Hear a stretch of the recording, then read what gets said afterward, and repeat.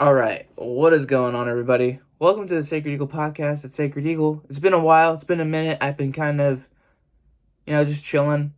We got eliminated a little over 2 weeks ago, so I haven't really been feeling the need to pump out some Eagles content just yet. We know all the talk and all the everything going on, and that's why I'm here to talk about that a little bit, because there are things to talk about, and the Super Bowl is just less than 2 weeks away now, and then after that, it's off-season time, really focusing in on that, and we're getting closer and closer to the draft. We already know who the Eagles are playing in the 2022 season. We just don't know the schedule just yet. That'll come around the draft as well. So, a lot of things to look forward to. Let's start talking about it now, of course, right? So, I I have a lot to say, honestly. I have a lot of feelings. I have a lot of confliction, because this past season was interesting.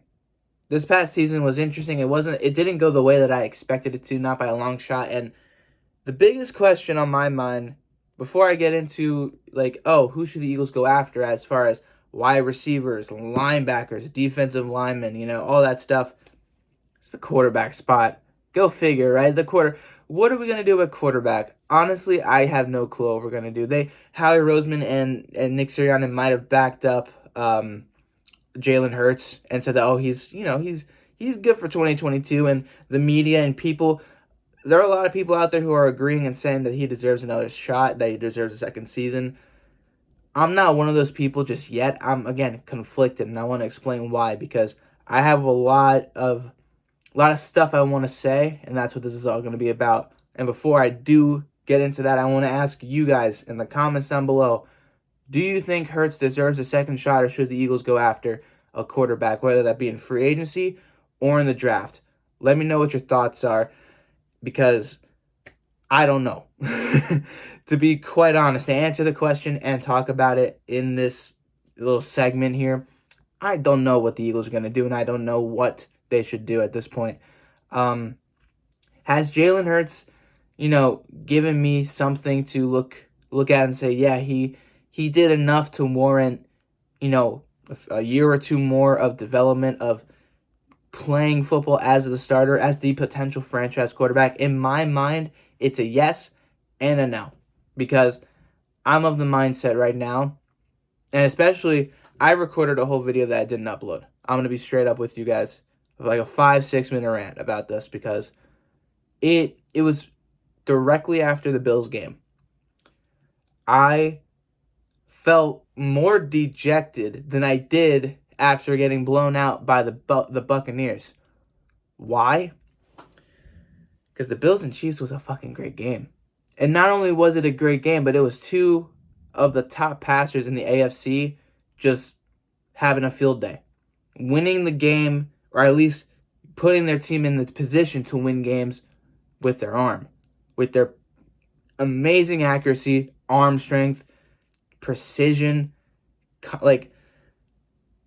everything about Allen versus Mahomes in that divisional round, the way those two played, it was on another level as far as these young quarterbacks go. And we're coming off of games before the wild card round, like Derek Carr versus Justin Herbert, which you see Herbert converting 4th and 20s, 4th and 10s to continue to get to overtime and stuff. And it's just unbelievable. I wish I had a quarterback that can do that. I don't know if Hurts can do that. And we can go down the rabbit hole of, he doesn't have all the pieces. Solid offensive line, solid, right?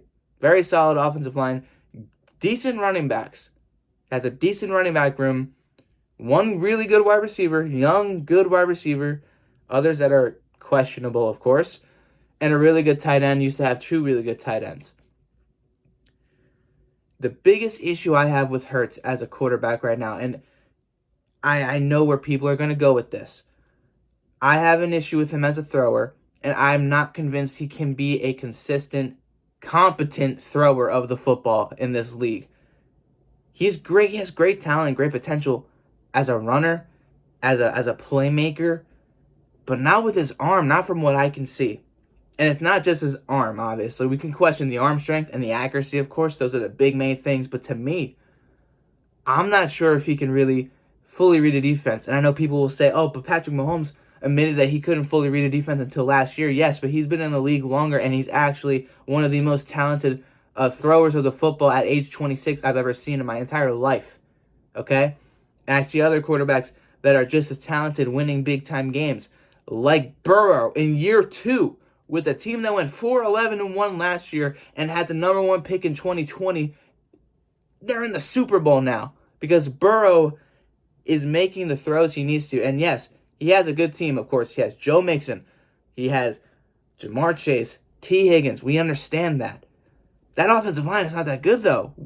He was getting bullied by the Chiefs in the first half of that game. They were down 18, but he pulled themselves out of that hole and managed to win that football game against the Chiefs. We saw Patrick Mahomes do unthinkable mistakes and whatnot in that game. But at the same time, he was still putting his team in a position to win. He tied up the game to go to overtime, right? I mean, our quarterback here in Jalen Hurts, he's beaten up on the bad teams outside of losing one game to the Giants, which was really ugly, and he didn't participate in the Jets game, of course, but against the really good teams. And I know we're going to keep saying it, that he doesn't have as much as other teams. Burrow doesn't have the offensive line that Hurts has. If Hurts had Kelsey, or if Burrow had Kelsey and Johnson and Dickerson and everybody on that O-line, if he had Philly's O-line in Cincinnati, they would have been a 13-14 win team in my mind. 100%. 100%. Because Burrow is that talented. He had an up and down year this year, but he has turned it up in December, and in January he has not slowed down. And he's winning in big-time moments in year 2. Hurts is technically also in year 2, with a couple of less games played, of course, compared to him, compared to Burrow. But still, and I know it's hard to compare the two, but I'm just using it as an example of the quarterback that I want. He doesn't make plays with his legs unless he has to. Same with Mahomes. Lamar Jackson isn't always a run-first quarterback either. He can sling it if he needs to, and he puts balls on the money. Lamar Jackson is not a running back. He is a quarterback. Jalen Hurts, to me, is a running back first because he can't read a defense. Actually, let's get away from reading a defense. He cannot go through his progressions properly.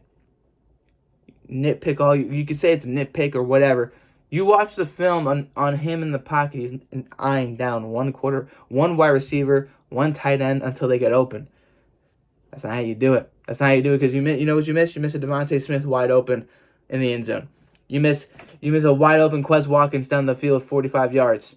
I mean, I'm just saying, if I had to answer the question based off of my feeling on where Hurts is right now and where I want our team to be, because looking at the Bengals and looking at the Rams as well, who two teams, and Philly 500, shout out to you. Your video opened up my mind to this perfectly. Two teams that built up their teams very differently.